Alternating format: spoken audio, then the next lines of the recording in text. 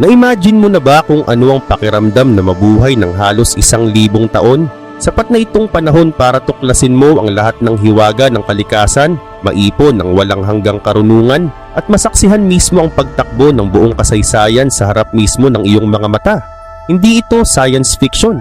Ito ang totoong realidad ng mga naunang tao. Sila ang mga nilalang na direktang nilikha ng Diyos.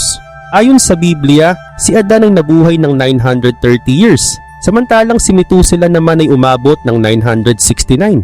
Isang buong sibilisasyon ang umusbong sa ilalim ng mahabang buhay na ngayon ay tila imposible nang mangyari. Pero bakit kaya? May nangyari kasing malaking pagbabago. Sa Genesis chapter 6 verse 3 mababasa ang isa sa mga pinakamisteryosong pahayag ng Diyos. Ngayon sinabi ng Panginoon, hindi ko papayagang mabuhay ang tao ng matagal dahil sila'y tao lamang.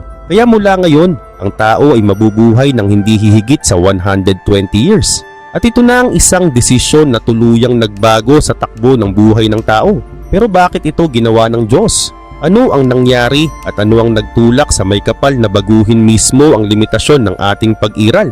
Sa video na ito, susuriin natin ang lihim sa likod ng desisyong ito ng Diyos at bakit siya nagtakda ng bagong kapalaran para sa sangkatauhan. Pero bago tayo magpatuloy, ay huwag kalimutang i-like at i-subscribe ang ating channel. Malaking tulong ito para sa aming mga content creator. Maraming salamat at ngayon, simulan na natin. Kapag naiisip natin si Adan, madalas nating iniisip ang isang primitive man, inosente, at tila naglalakad sa isang bagong mundo. Pero ayon sa kasulatan, malayo iyon sa katotohanan. Si Adan ay direktang hinubog ng Diyos, nilikha ng may perpektong isipan at kakayahang mas mataas pa sa sino mang henyo na nabuhay kailanman. Hindi siya isang taong yungib. Siya ang unang siyentipiko, ang pundasyon ng